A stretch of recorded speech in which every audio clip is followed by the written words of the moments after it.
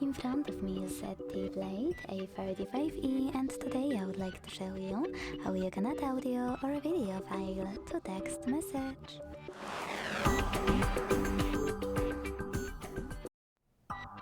Begin by launching Messages app and selecting or creating a chat.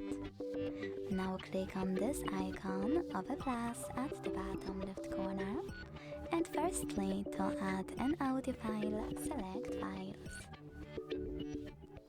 Now you can look for your file by clicking on one of those apps, selecting audio at the top, or tapping on those three lines at the top left corner to pick one of those sources. Then click on your file and wait. To add a video window, you need to click on this icon of a camera and the photo also at the bottom left corner. Look for your video here to add it, or click on this folder at the bottom right corner.